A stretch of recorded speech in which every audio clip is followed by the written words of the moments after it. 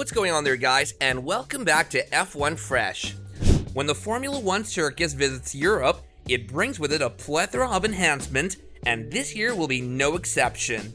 In fact, with the total rewrite of F1's technical rules, it's become even more crucial for teams to develop their cars as soon as possible. So without wasting another second, let's get on with the video. Mercedes and Ferrari concerned about new Red Bull upgrades. Number 6. How good of a team Ferrari is really. At the start of the 2022 season, Ferrari had totally dominated the field. The Italian team has dominated the first 3 races of the season, winning 2 of them thanks to Charles Leclerc. However, while Scuderia believes it's firmly in control of the championship race, it will need to match Mercedes and Red at breakneck development pace, which will be no easy task, mind you. Their worst fears may come true, with Red Bull preparing changes in Imola that will allow them to beat Ferrari again in 2022. According to Helmut Marko, a little weight decrease will bring their automobile up to level with Ferrari's. We will indeed be entitled to an evolution at Imola if it works as well as the first ones, and if we reduce the weight, we can put a package on a footing to be on par with Ferrari. In reality, multiple trustworthy sources subsequently validated Marko's remarks, with Red Bull apparently contemplating aerodynamic and weight-cutting modifications to catch up. The 4/10 gap we had to the Ferrari from our data in Australia shocked us badly.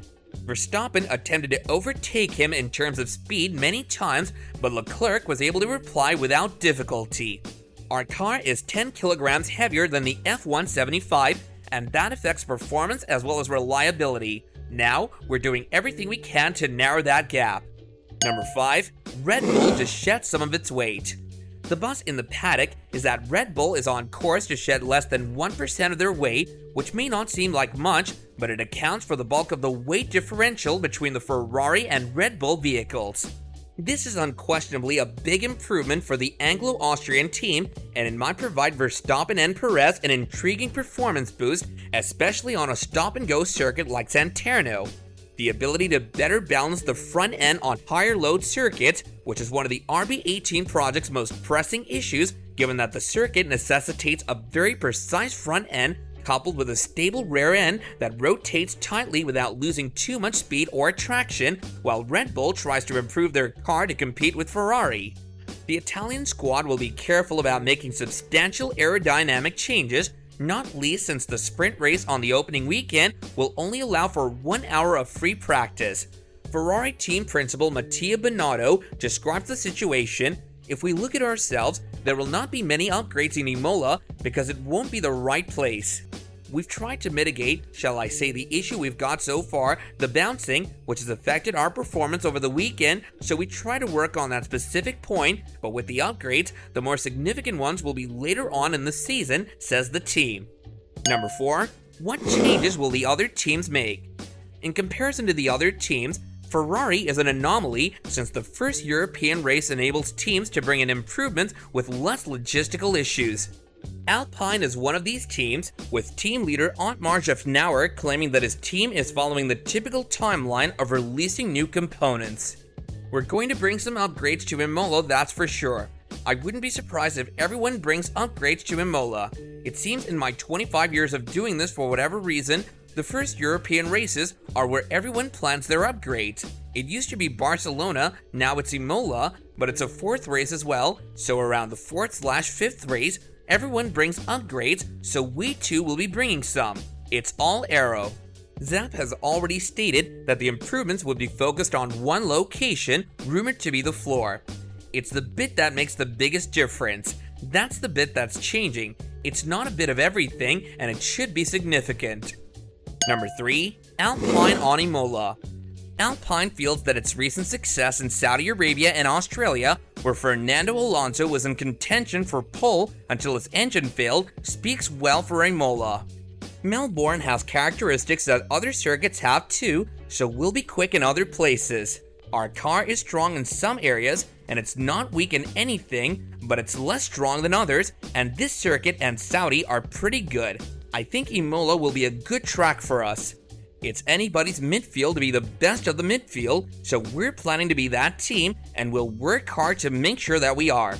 The budget limit in Formula 1, according to Jeff Nauer, will make it more difficult for Mercedes, which is yet to finish higher than third, to overcome its present troubles, perhaps allowing Alpine to compete with the Brackley team as the season goes on.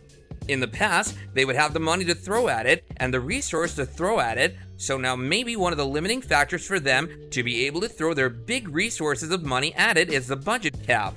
So I think the budget cap helps too, and I think rightfully it's the same for everybody, so let's not change it. Number 2, what changes will Mercedes make? In reality, Mercedes is one of the few teams that has no plans for big improvements for Imola, with team president Toto Wolff arguing that bringing in enhancements for the Emilia Magna Grand Prix would be pointless since the team has yet to fix its pressing concerns. We're just learning the car, we're learning the tires. Nothing we did this weekend has unlocked the aerodynamic potential or has reduced the bouncing. We're still in the same place. That's why it doesn't make any sense to bring updates because you're confusing yourself even more. Maybe it's even the fact that the more downforce you bring, the worse the bouncing gets, so we're still learning. Wolff also expressed uncertainty about when Mercedes will overcome the difficulties that are stopping them from capturing a 7th Constructors' title. And the Austrian team chief called this season as one of the most challenging of his career, saying, "I'm optimistic that eventually we're going to get there, whether that's in 2 races or 5 or by the end of the season, I don't know. But you need to stay humble. My time horizon is not a race weekend or a year. It's more like 10 years. I want to look back and have a competitive team, and there will be years where it's more difficult, and this is one." Number 1, Red Bull could win. Mercedes is understandably concerned about their chances in 2022 if they don't address their issues as soon as possible. However, both Mercedes and Ferrari should be concerned in the long run as Red Bull attempts to exploit a loophole in the 2026 regulations, which could cement their position as the de facto leader in a new era of Formula 1. The specifics are still being worked out, but it is envisaged that when new technical standards are introduced, new engine makers will be allowed to spend more money on research and development. One of the new manufacturers that will be eligible for incentives is Red Bull Powertrains. As the team converts to producing its own engines for the first time, it's set to shift its personnel to a fresh new purpose-built facility in Milton Keynes within the next few weeks. The first draft of the 2026 rules is due in June, but a guiding structure has already been established.